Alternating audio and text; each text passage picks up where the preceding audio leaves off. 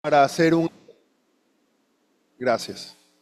Como parte del acompañamiento preprofesional, hemos visto necesario invitar a importantes personalidades para que nos cuenten de su experiencia al tomar decisiones que les ha permitido llegar a donde están.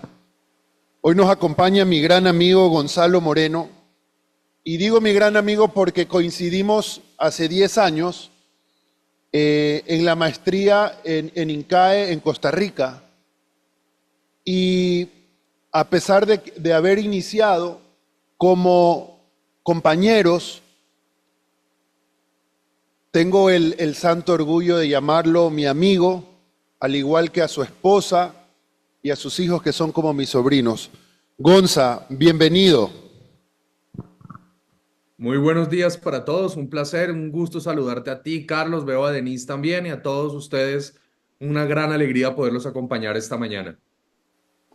Gracias, Gonza. Entonces, como Nuri nos estaba diciendo, la dinámica que vamos a manejar es en la que hay una presentación breve de nuestro invitado y luego pues pasaremos a la estructura que te expliqué esta mañana. ¿Ok? Gracias. Listo, ingeniero. Gonzalo, muchas gracias por acompañarnos. Tenemos una presentación aquí. Mi nombre es Nuri Cuenca, soy la orientadora del DESE y pues bueno, nuestro moderador va a ser esta mañana el ingeniero Carlos Andrés Calderón, quien es nuestro director general. Y pues bueno, ya todos lo conocemos, ¿cierto? Y sabemos que es amigo de Gonzalo, que viene ahora Gonzalo Monero Gómez, quien es presidente ejecutivo de FENAVIP. Y aquí está justamente en la primera fila, ¿no? Esta maestría que compartieron en negocios en Costa Rica.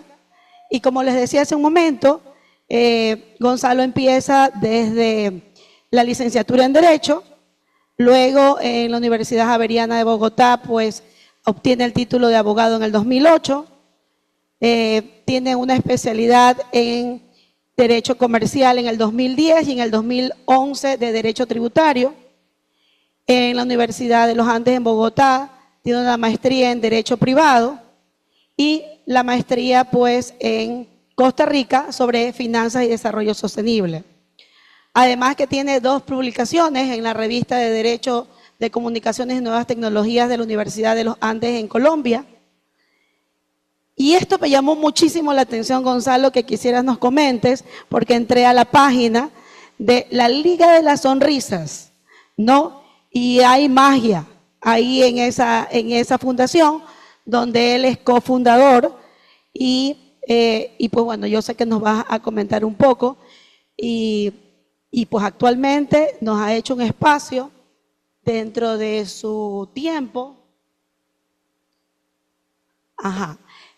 porque él es presidente ejecutivo desde agosto del 2018 hasta la actualidad en la Federación Nacional de Avicultores de Colombia, ¿no? Es responsable de reparar a la avicultura colombiana y defender sus intereses a nivel nacional e internacional.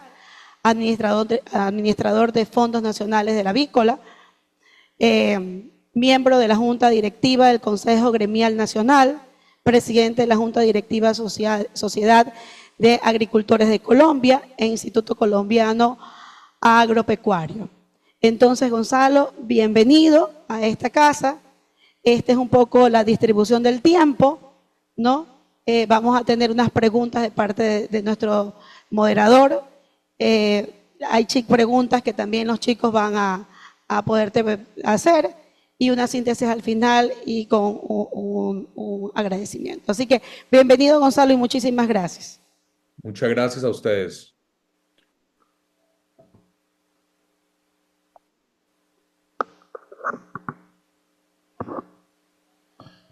Muy bien, Gonzalo, hemos tratado de ser lo más puntuales posibles. Tu tu currículum es bastante extenso y hemos tratado de ser ejecutivos. En este momento se encuentran 96 estudiantes de la unidad educativa Lema que representan la 9ª promoción de bachilleres que Dios mediante en el mes de febrero tendremos para graduar.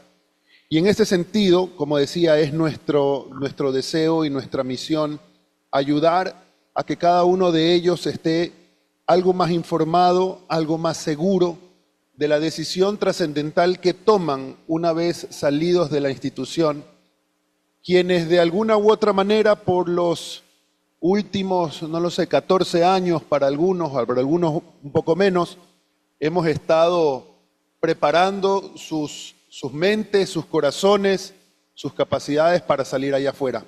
Entonces, esta charla preprofesional lo que busca es orientar desde la experiencia tuya, Gonzalo, desde tu salida del colegio, cómo se ha ido diseñando tu carrera y el balance que genera o que debemos generar entre la vida profesional y familiar en la faceta en la que nos encontramos ahora. Bienvenido, Gonzalo. Bueno, muchas gracias. Pues yo he pensado mucho de cómo resumirles lo que he hecho en mi vida. Creo que para contarles yo por qué estoy donde estoy hoy en día, tengo que contarles un poco de mi familia. Mi familia no tanto mi esposa, mis hijos, sino desde mis abuelos. Mi familia es una familia trabajadora, se han dedicado al comercio desde los años 50. Vienen de una región del país cerca a Medellín que se llama Santuario, Antioquia, y se han dedicado al comercio por varias generaciones, comprar, vender productos, importar al principio de otros países vecinos, después de China, pero para decirles, yo soy la única persona de mi familia que no trabaja para mi familia. Esto fue una decisión inculcada por mi papá. Yo soy hijo único. Mi papá es una persona optómetra, nada que ver con mi carrera, nada que ver con los negocios de la familia de mi mamá, que son los comerciantes, pero toda la vida me inculcó mucho el tema de que yo debía hacer algo por mí y no esperar a entrar a trabajar para la familia, sino marcar mi camino. Yo, al igual que muchos otros, estudiamos derecho porque no quería saber nada de números. Pasa mucho que muchos escogemos estudiar derecho porque nos parece que no vamos a ver números. Entonces yo salgo del colegio sin saber qué quería hacer. Yo sabía que me gustaba mucho leer. Es algo que me ha gustado mucho toda la vida leer. Leo mucho, me leo un libro a la semana en la actualidad. Es una de mis grandes pasiones junto con la música. Colecciono música y leo. Eso es como mis grandes hobbies, aparte de algunos deportes que practico. Pero entonces, para devolverme un poco, mi familia se dedica al comercio. Mi abuelo era la cabeza de la familia. Mi abuelo toda la vida me dijo, usted sale del colegio, estudia administración de empresas y viene a trabajar con la familia. Eso hicieron mis tíos, eso hizo mi mamá, eso hicieron todos. Yo decidí que no. Primero que decidí que quería tener una oportunidad de vivir el mundo diferente. Colegio inglés intensivo, todo eso. No obstante, logro convencer a mis papás que me apoyen y me voy a hacer un intercambio a Estados Unidos, a Washington, a graduarme del colegio allá, a vivir con una familia. Año 2001, hace 23 años, muy diferente a lo que es hoy en día. Me llamaban una vez a la semana, no había una comunicación muy fluida, y decido irme. Me tocó 11 de septiembre allá, viviendo en Washington y todo. Regreso a Colombia, estudio Derecho. Gonzalo, perdóname la Dime, interrupción. dime. ¿Por qué tuviste que ir a vivir a Washington? Porque pues había una situación muy dura en el país, un tema de seguridad. En los años 90, ustedes lo que ven en la serie, nosotros lo vivimos aquí en Colombia muy duro. Por eso nos duele tanto que sea famoso ese señor Pablo Escobar, que es un terrorista. Pero nosotros sufrimos mucho por eso, y por eso mi familia, una familia trabajadora, tuve dos familiares secuestrados, uno por 4 años, otro por 2 años, y al final, sin importar usted quién sea, en lo que crecimos en Colombia y todo eso, lo único que se nos queda es lo que tenemos en la cabeza, porque muchos colombianos tuvieron que emigrar del país en los años 90, en los años 80, ahora les está pasando a los venezolanos, y es algo que a mí me quedó muy marcado. Usted tiene que estudiar, porque lo único cuando usted se vaya a otro país y le toca empezar de cero, lo único que le queda es lo que tiene en su cabeza. Entonces yo logré convencer a mis papás de que me mandaran al intercambio. Fue un esfuerzo económico muy grande por ellos, una época muy diferente a la actual. Entonces, llego a vivir a Washington con una familia, estudio mi último año de colegio allá, me gradúo del colegio allá. Yo decido volver al país, no estudiar allá. Hubiera sido un esfuerzo grande, pero no. Decido volver a estudiar Derecho a Colombia. Fue en primer año del gobierno de Álvaro Uribe del año 2002. Había una esperanza de que podíamos volver a ser un país de crecimiento, ya no íbamos a ser más un estado fallido, que llegamos a esto de serlo, muy diferente a lo que es Colombia hoy en día. Colombia hoy en día crece, todo en ese momento era un caos. Yo regreso a estudiar Derecho en la Javeriana, que era la universidad que previamente ya había escogido antes de irme. Yo me gradué del Colegio Jesuita de Bogotá y entré a la Javeriana. Me dio muy duro la universidad los primeros semestres porque yo no entendía yo qué estaba haciendo ahí. Los primeros semestres de derecho son muchas historias, muchas filosofías y lamentablemente casi pierdo y casi me expulsan de la universidad porque perdí una materia 2 veces porque no entendía para qué servía eso. Hasta que en quinto semestre apareció una materia que se llama Derecho Comercial.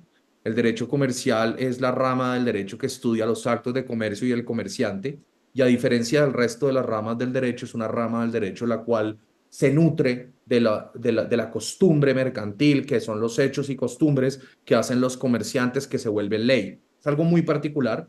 Encontré que me gustaba mucho eso. Obviamente mi familia se ha dedicado a eso por generaciones. Entonces entendí y me apasioné por el derecho comercial.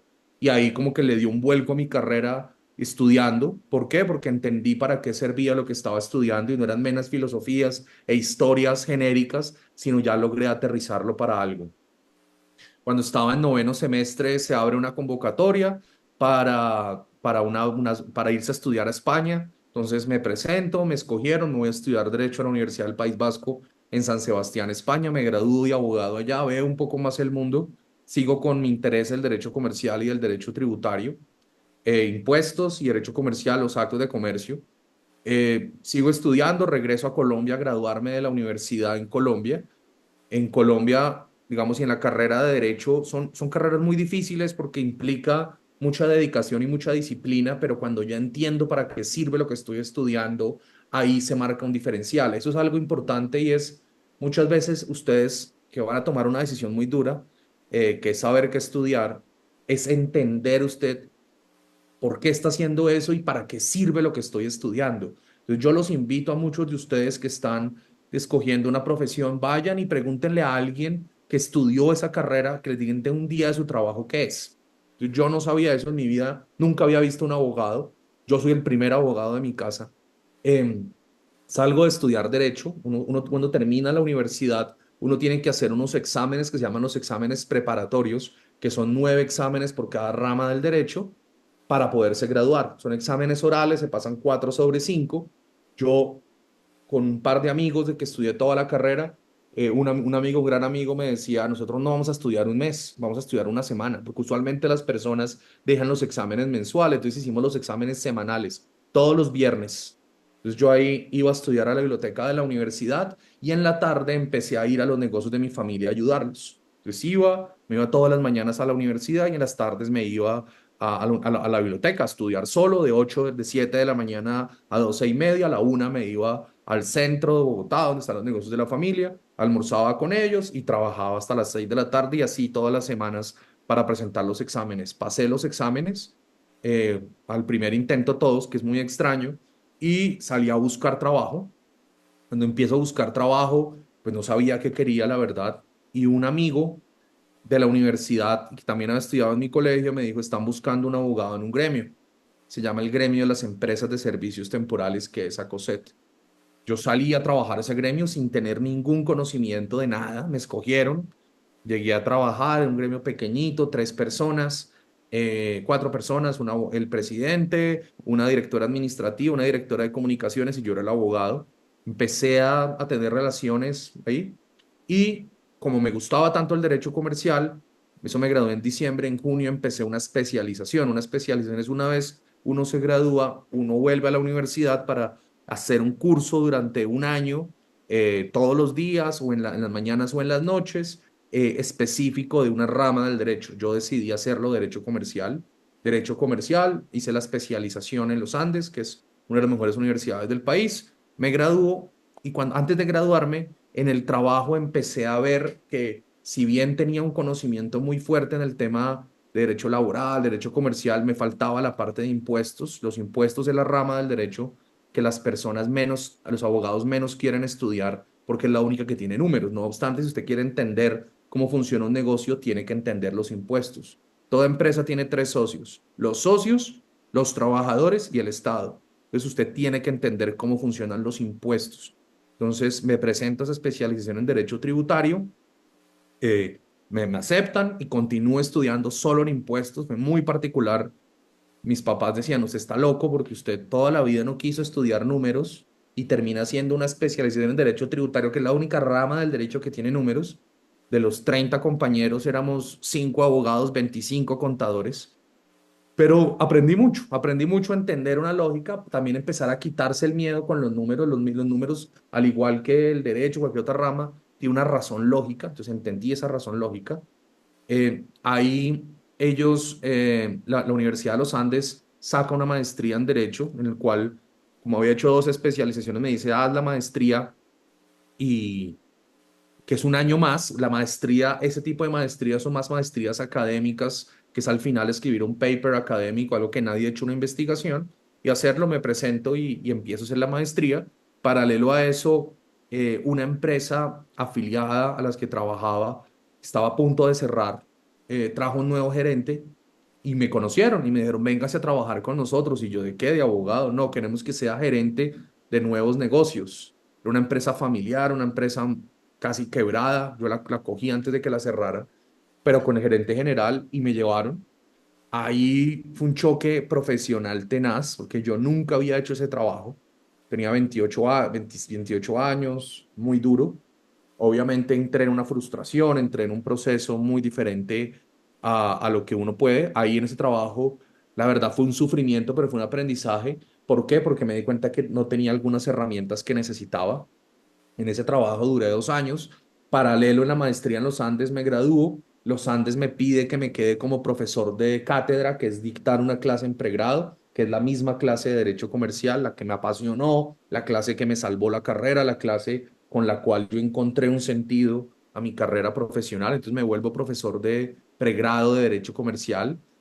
Sigo con mi trabajo, sigo dando clase, y ahí hay una disyuntiva. A uno se le presentan en la vida profesional disyuntivas. Ahí se me presentó una disyuntiva y era, ¿yo quiero seguir el mundo académico o quiero seguir el mundo profesional? Entonces yo dije, a mí me gusta mucho dar clase, en mi trabajo no estaba tan contento, que no tenía las herramientas en ese momento. Entonces dije, me voy a presentar a un doctorado. Voy a presentar un doctorado en Derecho Tributario Internacional en Alemania, en el Max Planck Institute. Entonces me presento al doctorado, el doctorado lo cierran, y lo cierran porque fue la crisis económica de Europa. Entonces, un doctorado era dedicarse solo a ser profesor universitario. Me lo tocaba abandonar todo. Y ahí en esa disyuntiva aparece mi esposa. Tú ya éramos novios, nos casamos, y ella me dice, ¿cuántos abogados tienen doctorado, pero cuántos abogados tienen MBA? Ahí tomo una decisión radical, una decisión muy dura, muy dura. ¿Por qué? Porque yo tenía una vida de letras, una vida en la cual dominaba mi trabajo, era bueno, era profesor de una de las mejores, de la mejor universidad del país en la rama.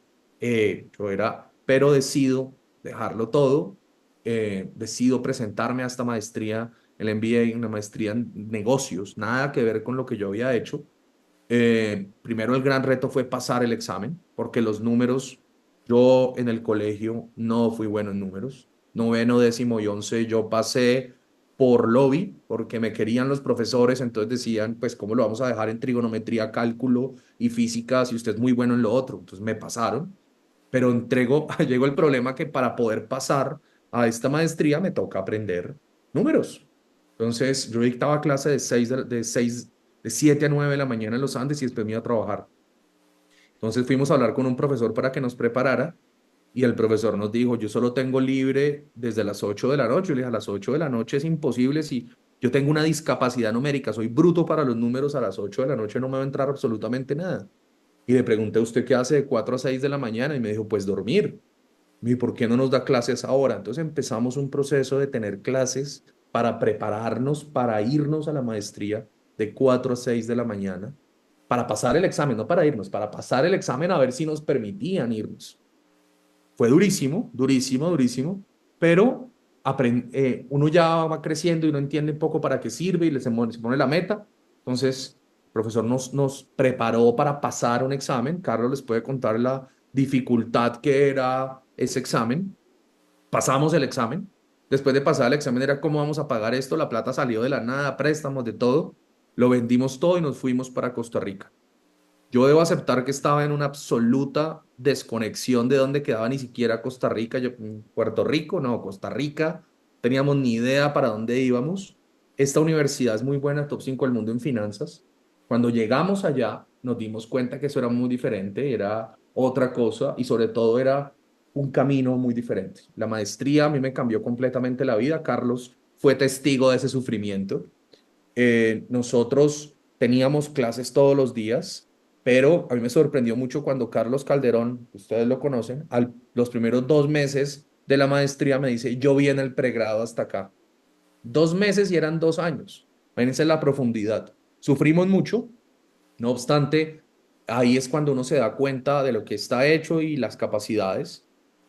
Al final el programa de maestría lo sacamos adelante, aprendimos mucho y sobre todo para una persona como yo que no viene del mundo de las finanzas, una maestría de ese tipo a uno lo cambia. En INCAE se presenta otra vez la oportunidad de hacer el doctorado. Ellos me piden que si quiero hacer el doctorado en políticas públicas, que ellos lo pagan, que me prepare y me mandan 5 años a estudiar a Estados Unidos, a hacer el doctorado en la universidad que yo quisiera, que me aceptaran, y ya después volví a ser profesor. Pero como uno no toma las decisiones solo, mi esposa me dijo, no, yo quiero ser mamá y yo me quiero ir a vivir a Colombia. Entonces, eh, ella también hizo la maestría, ella me dice, vámonos, hablamos con mis papás, la familia apoya y nos graduamos y nos devolvemos para Colombia sin trabajo y esperando a Martín de 6 meses de embarazo y con una deuda como de $30.000 todavía. Una locura. Sin trabajo, el reloj sonando para sencillamente que el niño va a nacer sin tener con qué comprarle nada. Entonces mi familia, mi mamá dice, yo le doy un apartamento y vuelvo a abrir el apartamento, le damos para mientras consigue trabajo. Ahí fue una locura porque la gente no entendía yo para qué me había ido 2 años. Los Andes me llama para que vuelva a ser profesor. Esa fue una de las razones por las cuales también volvemos. Los Andes me permite volver a ser profesor. A mí me gusta mucho dar clase, hoy sigo dando clase. Vuelvo a dar clase en pregrado, a buscar trabajo. Literalmente en un portal de empleo que se llama elempleo.com salió una oferta. Yo buscaba llamando a todo el mundo, 5 meses de embarazo, me quedaban 4 meses para conseguir trabajo. En ese momento veo una oferta laboral, me presento, no me llaman. Yo llamo directamente, llamo a la compañía, digo que me comuniquen con la directora de recursos humanos de la compañía, me la pasan, yo sin ser nadie, yo y le digo, mire, ¿cómo está? Me llamo Gonzalo Moreno, usted tiene una oferta laboral para un abogado con conocimiento en finanzas, yo soy eso, déjeme presentarme a eso. Me llaman, presento las pruebas, las paso y era para entrar a hacer una licencia de maternidad. En pocas palabras, 5 meses. Eso fue en el 2015. 2015, sí, no, 2013. ¿Cuándo volvimos? Ya ni me acuerdo, Carlos. Bueno, eso, 2013 volvemos. 2015, porque ahí nace mi hijo mayor. Hola, Gonza. Dime. Empezamos en agosto de 2013, nos graduamos en mayo del 2015. 15. Entonces, mayo del 2015, mi hijo mayor nace en septiembre del 2015. Yo entro a trabajar a Colsanitas, Grupo Queralty, como abogado de asuntos internacionales.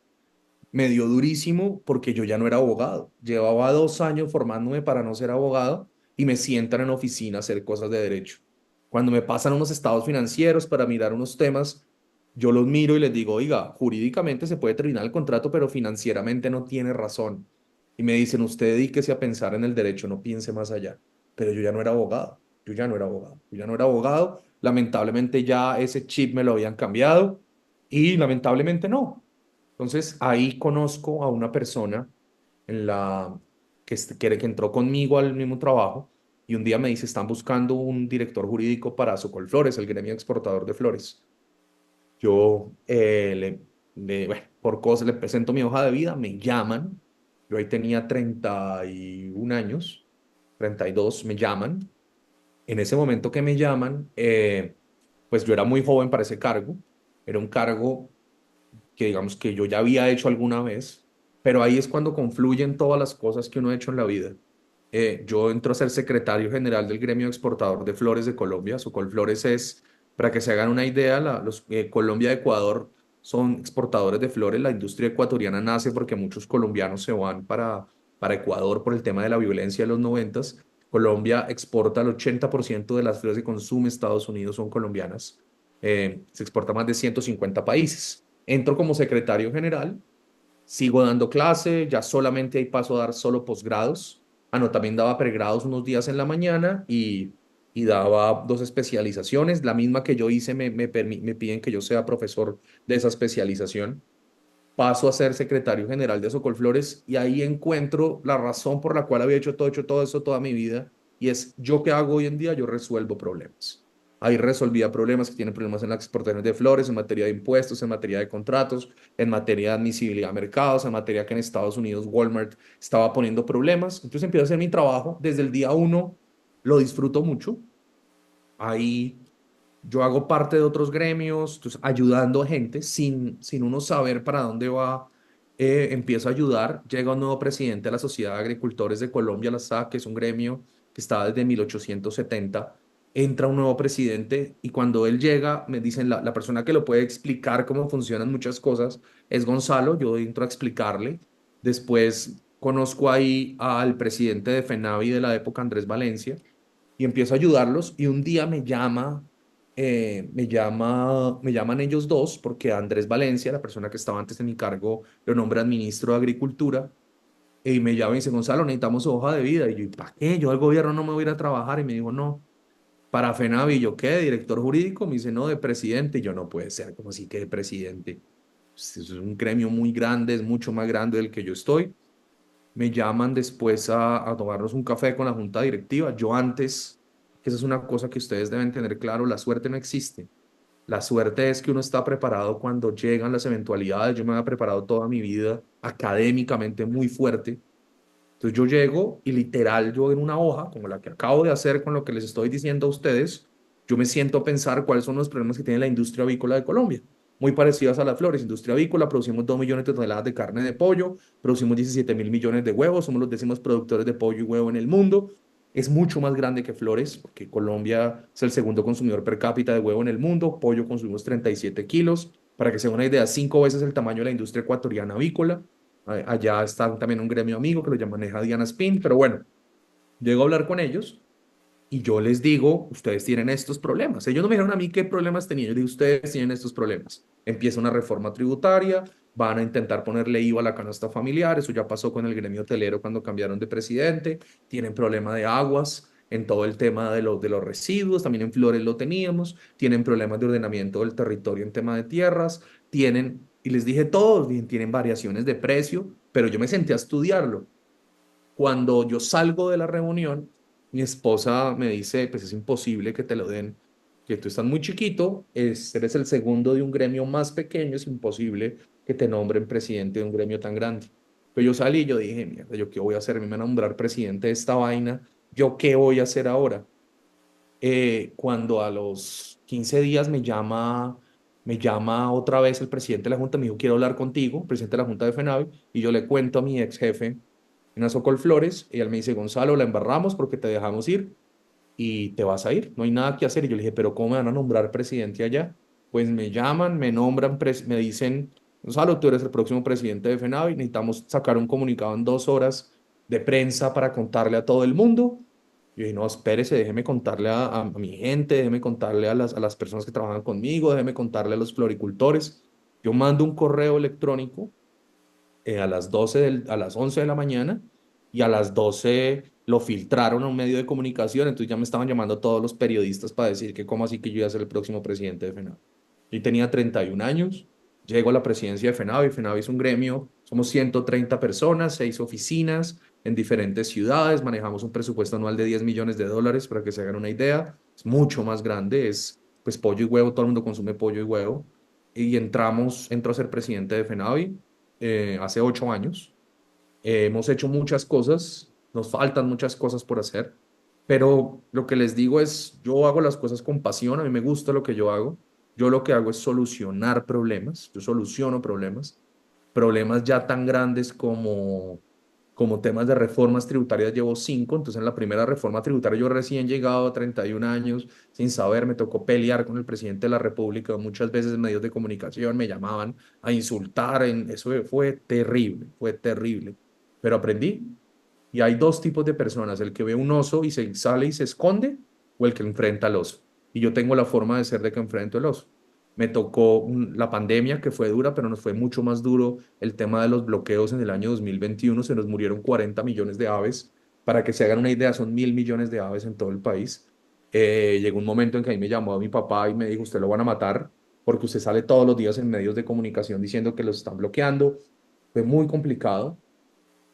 Fue algo que por primera vez en la vida nos superó un hecho, que se presentaban bloqueos, no llegaba la comida para las aves, el ejército colombiano no podía, no fue capaz, que no fue capaz de levantar un bloqueo que teníamos en Buenaventura Media Canoa, pero ahí pasó algo también muy interesante y es la industria avícola antes de que yo llegara tenía un perfil mucho más bajo.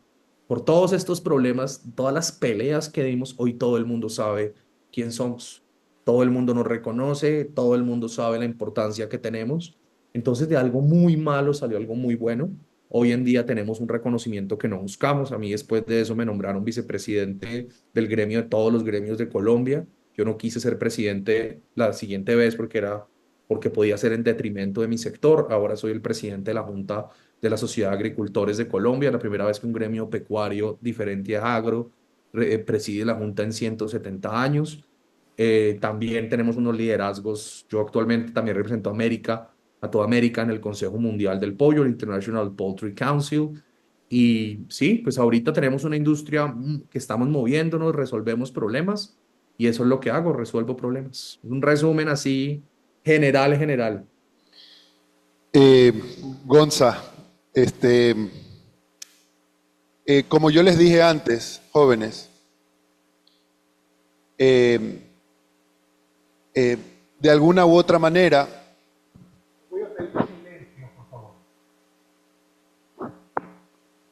de alguna u otra manera, este relato de Gonzalo trasciende y trasciende precisamente porque hay un vínculo de amistad muy fuerte, donde a pesar de este cariño, la distancia a veces es un poco cruel y no nos hemos podido ver todas las veces que deseáramos. Sin embargo,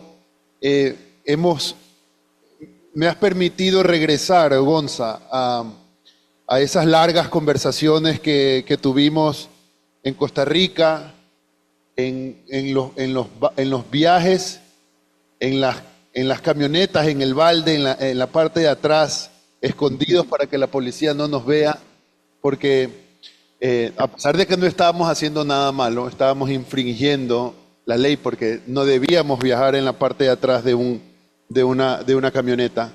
Pero son cosas que nos dejan marcados de por vida.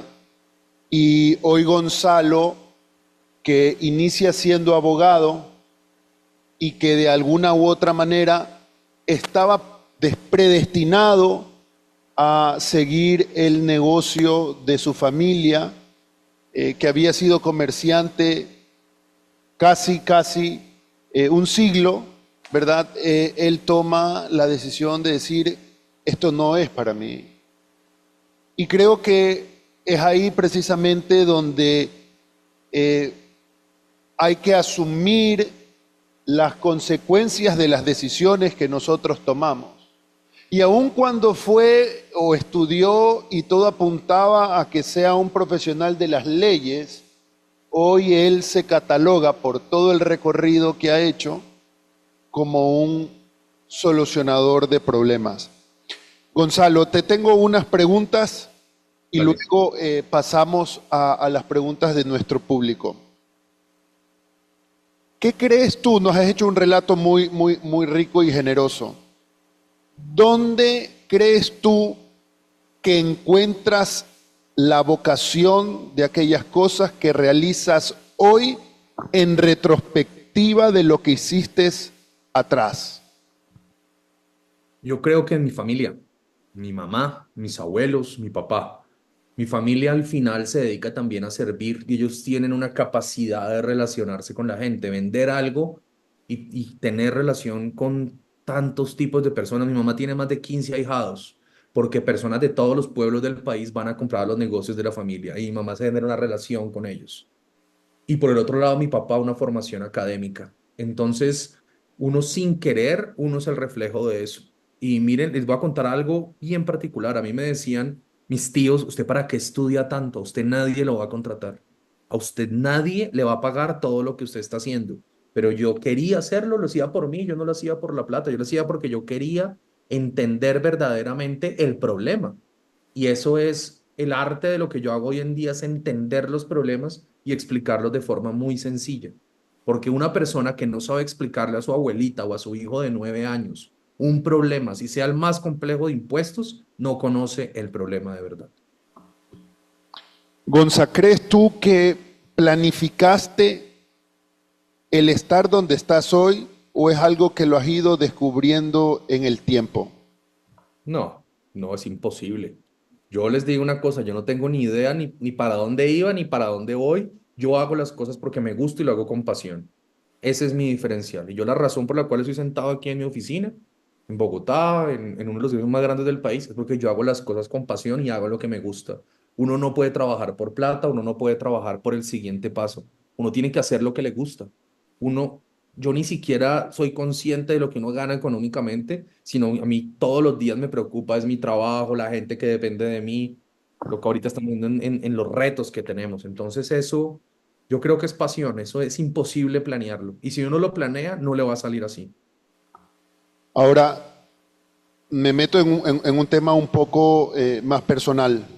Háblanos del balance trabajo-familia.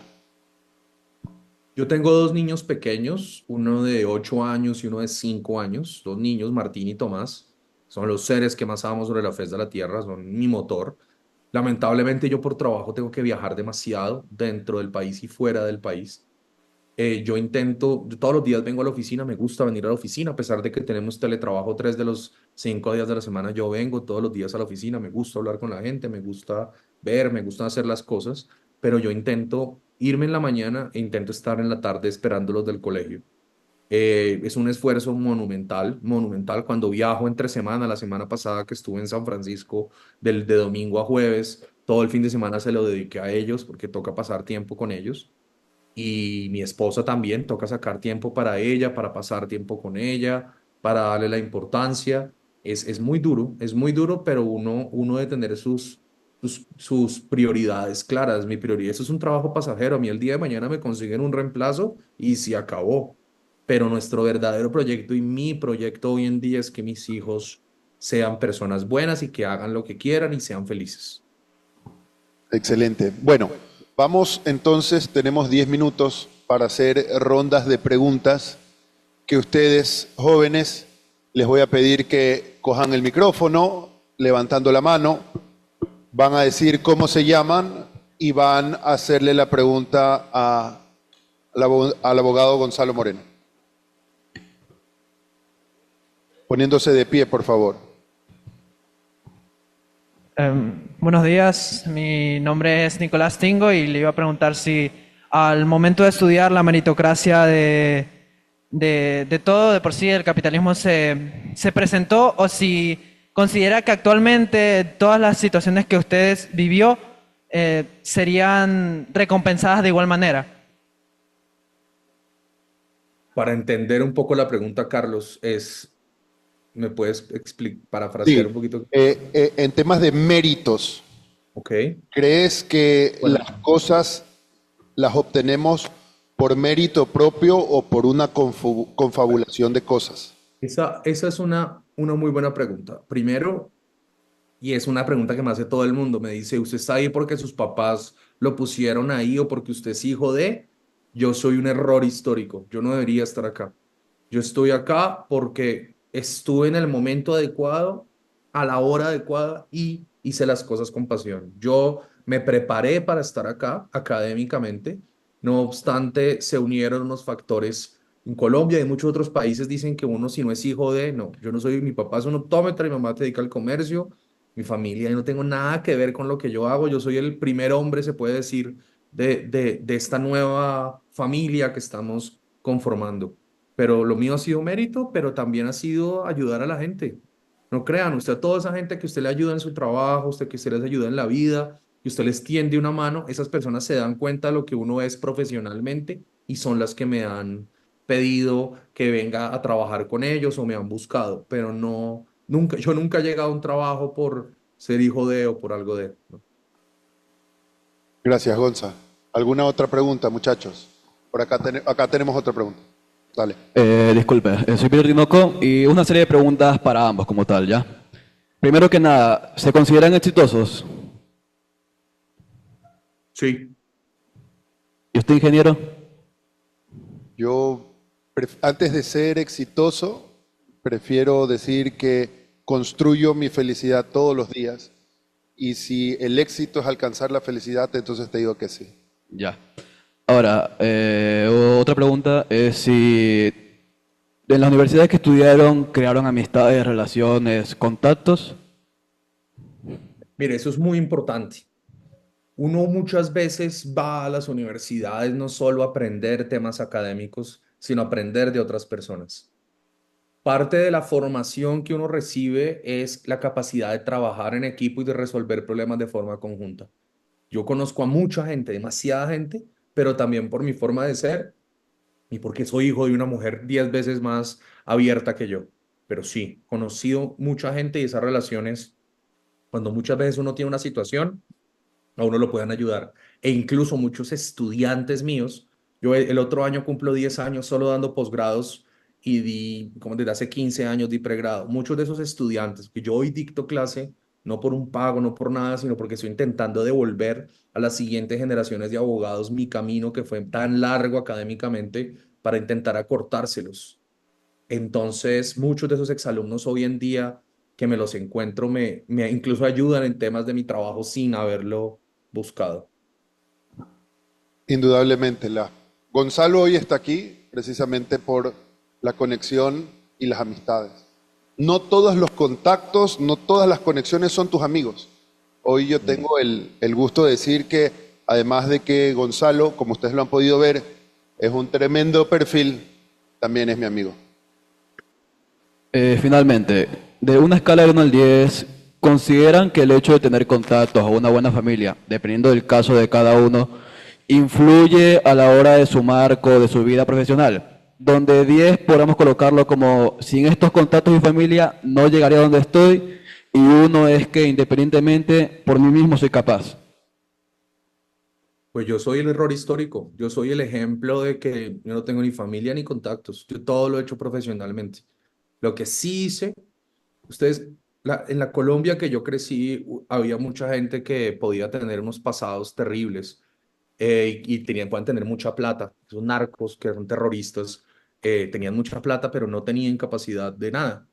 ¿Qué aprendimos nosotros? Que todo se hace con la cabeza y con estudio. Y hay una cosa que, por favor, ustedes ojalá se lleven eso.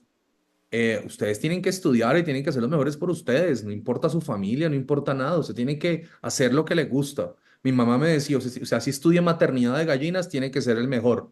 Y terminé metido en maternidad de gallinas, pero de todo un país y ahora representando al mundo. Pero yo les digo, yo soy un ejemplo, a mí todo el mundo me dice, ¿y usted es hijo de quién? Yo, mi papá es un optómetro, mi mamá se dedicaron a hacer comercio en el centro de como de cualquier otra ciudad, descendientes de judíos, todo eso, nada que ver con relaciones de nada, pero yo sí las he construido a partir de mi trabajo y a partir de intentar hacer las cosas bien y tener una formación académica. Eso es muy importante. Lean, lean mucho, lean de todo, porque lamentablemente esa es una de las cosas que se está perdiendo y la capacidad de leer es la capacidad de ponerse en los pies del otro y en la experiencia del otro, ahorrándose la curva de aprendizaje. Tremenda respuesta. Tenemos A ver, otra. ¿ustedes consideran o perciben que de alguna u otra manera fueron privilegiados en su formación académica, ya que lo que es estudiar en una universidad española o hacer un intercambio en Washington, digamos que no es algo que cualquiera pueda acceder a aquello? Sí, pues sí, claro que sí. Mi familia invirtió en mí. Otras familias invierten en viajes, en otras cosas. Mis papás trabajadores invirtieron en mí. Yo era único hijo, invirtieron en mí. Yo cuando me fui a hacer la maestría me tocó endeudarme hasta el cuello y me tocó venir a pagarlo, ¿sí? Pero eso depende mucho también y como que ustedes, digamos, mi esposa estudió con préstamo del gobierno toda la carrera, préstamo del ICETEX. Entonces no necesariamente ese punto es que uno quiera. Y ahí hay un retorno muy fuerte de lo que uno quiere hacer. Ahorita pueda que ustedes no vayan a una formación académica como se entiende con una formación académica universitaria, pero usted puede desarrollar unas habilidades porque usted quiere aprender las temas de programación. Por ejemplo, el tema de inglés. Yo no sé ustedes cómo están en inglés, pero si yo hago algo hoy por mi equipo de trabajo y es ustedes tienen que ser bilingües como sea. Estamos a todo el mundo capacitándolo porque necesito que aprendan inglés. Si ustedes no saben inglés, no se imaginan no hay ninguna otra habilidad hoy que sea más importante que esa. Bueno, esta pregunta es para el ingeniero Carlos Andrés. ¿Usted qué le recomendaría a alguien que carece de ese privilegio? Mira, es una buena pregunta y quizás ejemplarizarla se torna complejo. Mi abuelo, Ángel Calderón, solamente terminó la secundaria. Él inició sus estudios en medicina y fracasó en el primer semestre. Y él sacó adelante aquello que nos decía Gonzalo hace un momento de que te gusta hacer las cosas. A él le gustaba dar clases, a él le gustaba servir a los demás. Entonces, cuando no todos tenemos las oportunidades porque mis padres o las circunstancias me las pueden dar, estoy seguro que si tienes la perseverancia, el verdadero deseo de trascender, lo vas a lograr. Querer es poder y creo que el que la sigue la consigue. Entonces, al margen de contar con todas las posibilidades, al margen de contar con todos los financiamientos, estoy seguro que si tú quieres destacar en algo, sea lo que sea, de cantante, de deportista, de empresario, depende de ti, al margen, porque también hay el otro lado, donde hay gente que tiene todas las posibilidades y tampoco trasciende en la vida. Entonces la decisión es tuya, de nadie más. Acá tenemos otra pregunta. Hola. Ponte de pie. Carlos, yo quisiera ir sobre eso. Mi mayor héroe es mi abuelo. Mi abuelo se llamaba Martín Gómez y traje una foto que tengo de él en la oficina. Mira, Él es mi abuelo estudió hasta tercero de primaria, se voló de la casa a los 12 años. Mi abuelo a duras penas sabía leer y escribir, pero mi abuelo, una persona muy inteligente, desarrolló y aprendió a hacer comercio, le tocó una historia, pues construyó su vida. Él fue el primer hombre de nuestra familia. Mi abuelo creó unos negocios sin ningún capital y sin ningún conocimiento. Pero es que a duras penas se va a leer, escribir. Mi abuelo para escribir los números hacía súper grandes, como los hace hoy mi hijo de 5 años, porque el conocimiento era hasta esa época. Mi abuelo no tiene muy claro cuándo nació, porque mi abuelo nació en febrero de 1926, pero en esa época uno no sabía usted cuándo había nacido, sino cuándo lo bautizaban. Entonces a él le pusieron la fecha de nacimiento, fue la fecha del bautizo. Ese es mi ejemplo. Yo estoy aquí, yo lo que hago, yo hoy voy a dictar clase, yo me sacrifico dictando clase a las 6:30 de la mañana, en posgrados y me mato y todo, porque al final es un honor a ese señor que es mi héroe, por eso mi hijo se llama Martín, porque al final es una persona que logró construir una familia. El concepto de familia para nosotros es muy importante. Construyó una familia y construyó un capital y construyó todo, el cual todos nos hemos podido estudiar, es gracias a eso. Pero así hay muchos ejemplos. Él es mi mayor ejemplo y él es mi héroe. Él es mi héroe. excelente. Vamos. Hola, buenas. Muy buenos días, abogado Gonzalo, soy Jorge Peñafiel, aquí del Colegio Lemas. Y una pregunta que me dejó muy curioso es en el tema de la resolución de problemas. ¿Hay algunas maneras o estrategias en las cuales usted nos puede recomendar cómo resolveríamos problemas, cómo conectaríamos con la gente, cómo nos desarrollaríamos en ese ámbito? Muchas gracias. Leer. Yo le digo, yo los problemas, cada vez que usted el problema, la vida le va presentando problemas más grandes. ¿Qué es lo que a mí me ha permitido? A mí me ha permitido entender y buscar otras formas de solucionar. Primero, uno no puede solucionar todos los problemas solo. Ese fue uno de los grandes aprendizajes del MBA. Nosotros nos ponían en unos grupos de estudio de los cuales había unos genios en números, unos genios. Pero cuando usted les ponía una situación de la vida real, se volvían nada. Yo creo que uno tiene que leer mucho, pero leer mucho de cosas diferentes, porque en la lectura usted le va a permitir ponerse en la posición del otro y aprender de los errores del otro. Creo que es lectura y segundo, oír mucho a la gente y no creérselas todas. Es imposible que usted sabe de todo. Nosotros nos hemos enfrentado a problemas sanitarios, problemas de impuestos, pero yo le digo, yo tengo un gran equipo de personas, todos mucho mayores que yo, mucho mayores, pero personas que tienen unas grandes cualidades. El éxito es usted conseguir personas que sean muy buenas en lo que hacen, pero que sean capaces de trabajar en equipo y yo hoy liderando una organización, ese es mi reto. Pero eso es un aprendizaje. Yo le digo a mí, personas con las que yo trabajé hace 10 años, me dicen, ¿usted cómo ha logrado ahora ya ver todo más grandes? Por la cantidad de problemas que hemos tenido que enfrentar. Hoy yo ayudo a mi familia cuando tienen problemas, pero ya son problemas muy comparados a lo que me toca a mí lidiar todos los días, son problemas pequeños. Todos no estamos hechos para todo, pero si nosotros logramos entender y ponernos en los pies del otro y ser empáticos, ahí vamos a lograr tener una visión un poco más amplia. Vamos a dar espacio a dos preguntas más por el tiempo, ¿ok? Primero que todo, buenos días. Soy Christopher Merchan del Colegio Lemas. Quería saber que, de acuerdo al ámbito en el cual se ha desarrollado, ¿qué carreras recomienda? Porque al menos en esta situación, en la situación actual del país, hay varias carreras las cuales no tienen un potencial similar a otras carreras, como podría ser las ingenierías, que siempre tienen un amplio margen de mejora. Quisiera saber qué carreras recomienda. Pues mire, yo le voy a ser muy sincero.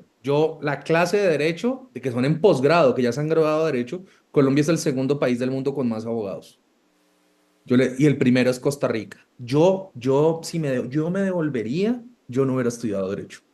Que me sirve mucho, sí, pero yo no hubiera estudiado Derecho. Yo creo que en el momento en el cual nos encontramos ahorita, yo a ustedes me dedicaría a estudiar mucho inglés y a entender mucho cómo funcionan los datos. Los datos, el tema de la inteligencia artificial, el tema del data analytics, el tema del big data, son datos. Pero usted, el arte de esto, usted tiene que ver algo que la gente no está viendo y usted cómo entiende eso a partir de la información y a partir de los datos. A partir de los datos que es sencillamente que alguien se toma el tiempo de tomar la información en números y aterrizarla. Entonces, van a haber muchos trabajos que van a sustituir la tecnología, pero hay cosas que nunca la va a sustituir y es entender los problemas a partir de los datos. Yo creo, si yo estuviera apoyando a ustedes, primero, me volcaría a estudiar inglés 100%.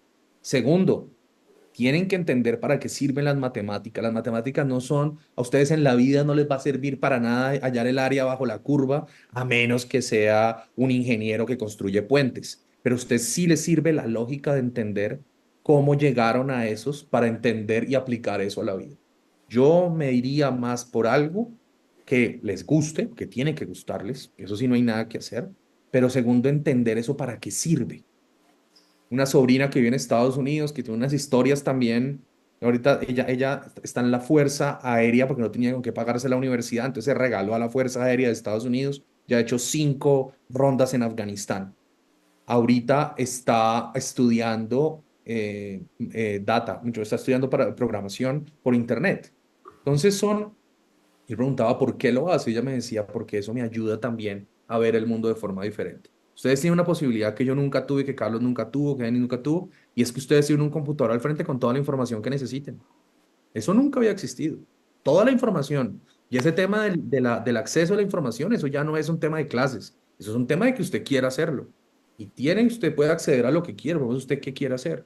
Pero por eso necesita el inglés, porque la mayoría de información no está en español, está en inglés. Y los problemas que tenemos en nuestros países de encontrar personas verdaderamente bilingües no se alcanzan a imaginar.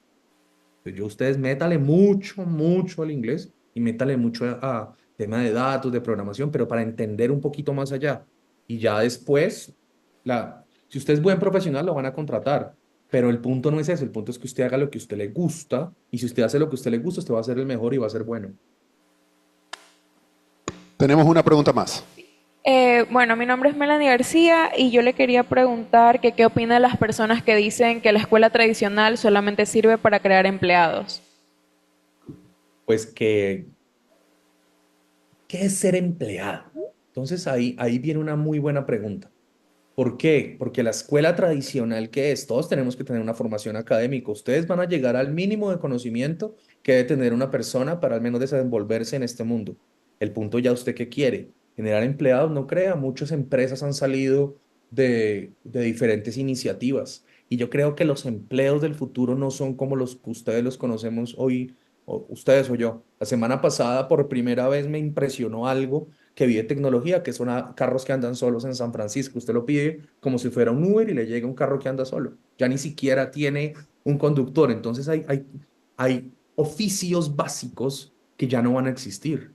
El punto es, usted tiene unas herramientas. ¿La universidad qué es? La universidad a usted no le enseña un trabajo. Esa es una cosa muy importante. Ustedes nunca van a estar preparados para salir a trabajar con el conocimiento que les dan en la universidad.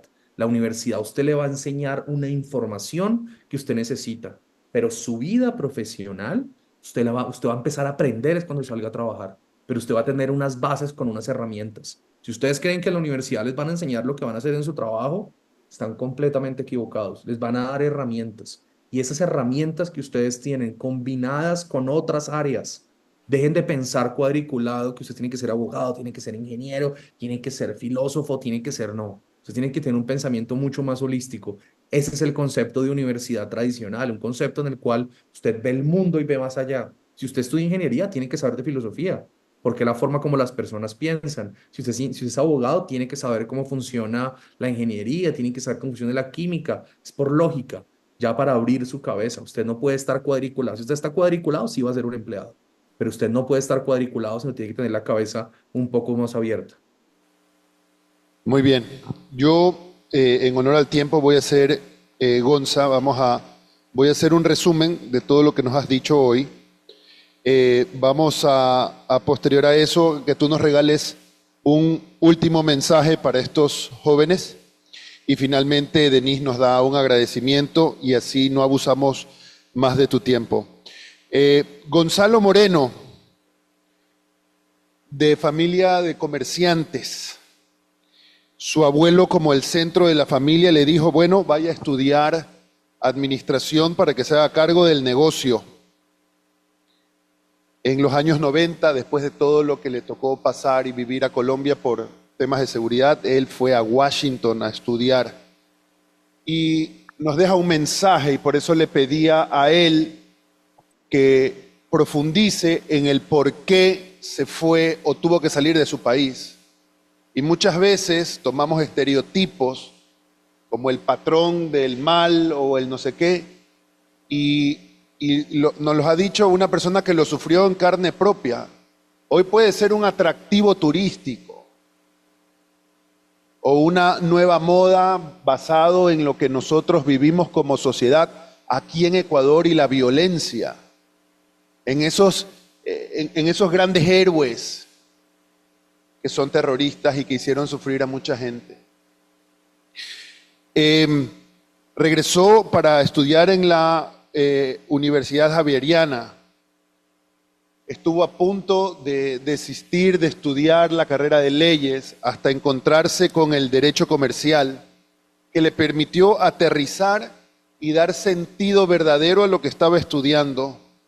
Tuvo la oportunidad de hacer un intercambio en España, en San Sebastián, donde también se graduó para posterior regresar a Colombia y culminar sus estudios. Es ahí cuando uno se da cuenta de lo que le gusta y que además que le gusta puede servir a los demás, genera enfoque. Tuvo que aprobar los exámenes para luego poder trabajar. Mientras se preparaba para esos exámenes, trabajó a medio tiempo con su familia y nos ha dicho ayudando en todo lo que hacía falta. Posterior a eso, trabajó en un gremio pequeño en el que utilizó fundamentalmente todo lo relacionado con el derecho comercial, donde nace el interés por el derecho en impuestos. 5 abogados, 25 contadores. Todo un desafío para aquella persona que luego nos dice tenía, y la reconoce ahora, una discapacidad numérica. Posterior pasó a trabajar en una empresa pequeña, una empresa de estilo familiar, como gerente de nuevos negocios, donde tuvo, en sus palabras, un sufrimiento durante 2 años, pero un profundo aprendizaje. En esa época le presenta, y ya era profesor de Derecho Comercial en pregrado, se presenta la disyuntiva de continuar como empresario o gestor de empresas o dedicarse exclusivamente a la cátedra a través de la universidad. Inicia su deseo de participar en un programa de doctorado que por razones de una crisis se cae y luego, junto con su esposa, se preguntan ¿cuántos abogados tienen una maestría en administración de empresas?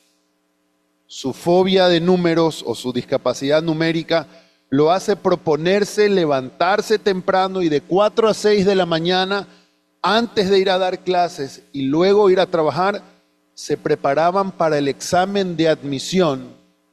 ¿Qué era eso? Un examen para ver si podían ingresar. Cuando logran llegar a INCAE, y yo soy testigo de ello y de las grandes jornadas de estudio, que es probable, y lo hemos conversado, a aquellos que tuvimos un poco más de recorrido numérico, no nos costaba tanto, pero a Gonzalo y a Camila les costaba un poquito más y lo pusieron todo. Y sí que hicimos buenas jornadas de estudio. Eso le permitió descubrir de lo que estaba hecho a pesar de las adversidades. INCAE le ofrece estudiar un doctorado en políticas públicas en Estados Unidos, pero su esposa, mi amiga Camila, dijo no, en este momento quiero ser mamá y nos regresamos para Colombia. Martín venía en camino y recuerdo muy claramente cuando nos diste la noticia de que Cami estaba embarazada y estábamos próximos a graduarnos de la maestría. Todo un suceso. Regresó a Colombia, Martín 5 meses en el horno, sin trabajo y con un pilo de deudas. Continuaste como profesor de pregrado, tuviste la audacia al no tener trabajo, llamar a una directora de talento humano para decirle que tú eras el abogado con conocimiento en finanzas. Arrojo y valentía cuando uno no tiene nada que perder. Equasanitas, lo contrataban como abogado y él se dio cuenta que después de todo el tiempo ya no era abogado. Pasó por la Asociación de Flores como secretario general, trabajando en un gremio importante de exportador de flores. Pasa a ser profesor de posgrado y pregrado y se da cuenta que su función es resolver problemas. No creía a sus 31 años que podía llegar a ser nombrado presidente de FENAVI, que es una de las federaciones más importantes, y que por modestia él no lo ha mencionado, pero el cargo de presidente de esta federación de la que él es miembro, tiene un cargo como ministro en Colombia. La suerte no existe, hay que buscársela todos los días. En el COVID, 40 millones de aves mueren, no tenían cómo llevarles el alimento y nuestro amigo Problem Solver lo logró. Recomendaciones: estudien inglés y sean bilingües. De su familia coincidimos, nuestro abuelo es nuestro héroe. Y lo último que nos deja es que lo que nos enseñan en las universidades no necesariamente es lo que nos hace buenos trabajadores. sino lo que nosotros pongamos sobre la mesa todos los días. He tratado de resumir el resumen, Gonza. El último mensaje que tú les dejas a estos 96 jóvenes próximos a salir. Miren, nosotros vivimos en unos países que están en la esquina del mundo. Uno piensa que su país es el ombligo del mundo. Para el planeta, nosotros vivimos en la periferia. Usted cuando mira Europa, mira Asia, tenemos que mirar menos hacia Estados Unidos. Les pido que miren más hacia Asia, que el mundo ya es mucho más fácil de acceder del que uno tiene en su cabeza. Tienen que aprender inglés, pero sobre todo tienen que desarrollarse profesionalmente en lo que a ustedes les gusta. Muchos quieren y querían que nosotros siguiéramos un camino. En mi familia fue ese ejemplo. Yo tuve discusiones con mis papás que me decían, no tiene sentido irse otra vez. ¿Cómo se va a ir otra vez? ¿Cómo va a dejar todo? ¿Cómo va? Pero al final, si uno no sacrifica y uno no se arriesga, es imposible. Ustedes tienen una generación muy diferente y si les digo, si algo pueden hacer, estudien todo el inglés. Ustedes ya deberían ser bilingües porque tienen acceso a todos los videos, a toda la información en inglés. Y no es como era antes. Ya no les toca pagar un curso. Conozco gente que a punta sencillamente de intentar ver películas, de meterse en el tema, lo han hecho. Ya muchas veces es pereza también que no lo queremos hacer. Pero por favor no miren Ecuador, no miren a Colombia como el ombligo del mundo, sino nosotros somos la periferia, nosotros somos la minoría del planeta. Y toca entender para dónde vamos, porque esas tendencias son los que los van a dejar no ser empleados, sino poder montar negocios y ser diferentes. Entonces, sigan trabajando, estudien y nunca nadie diga que no se puede. Sí se puede, pero ustedes tienen que estar convencidos que es posible. Gonzalo, muchísimas gracias por tu tiempo. De verdad, yo siempre reconozco que me hubiera encantado a la edad de nuestros estudiantes tener estas oportunidades. Y mal que yo lo diga porque promovemos desde ese departamento y con el apoyo del director, pues de estos espacios con gente que en su medio es un importante referente. He tenido la oportunidad en algunas ocasiones de conversar con mi hermano y nos ha contado de ti. Yo recordaba hace unos años atrás cuando Luciana era muy pequeñita y los visitaron. Digo, qué bonitas esas amistades que se cultivan en el tiempo y nos vamos acompañando en estos procesos, ¿no? Para nosotros como institución es una oportunidad de acercarle a nuestros chicos y aun cuando están más fuera que dentro ya, no dejar de hacer por ellos todo lo que aún está en nuestras manos.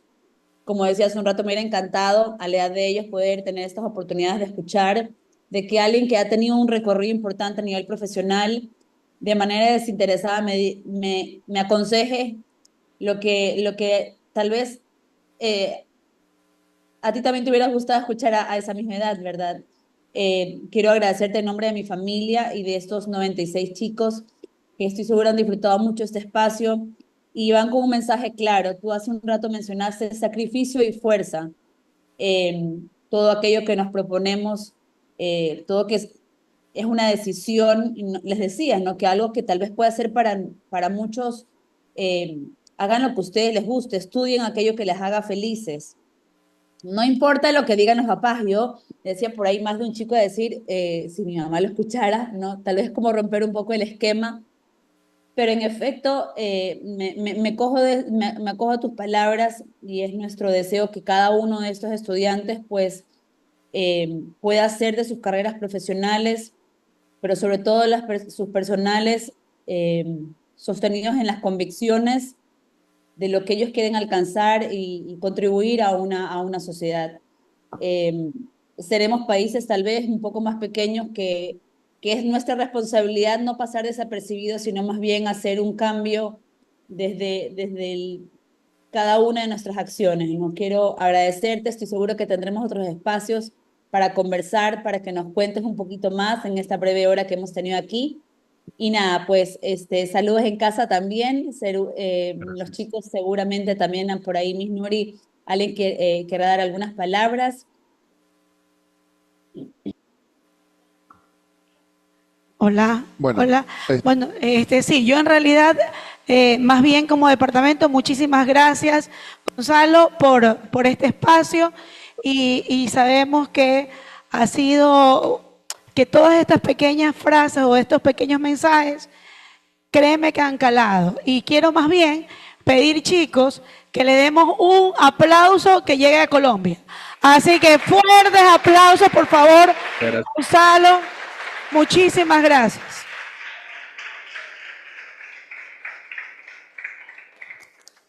Nada, Gonza, gracias, amigo. Estamos en contacto. Te mando un fuerte abrazo para ti, para Cami, para los chicos. Ya nos veremos pronto. Un abrazo. Vale, amigo. un abrazo, que estén muy bien. Adiós. Hasta luego, gracias. Chao. Hasta luego. Hasta luego.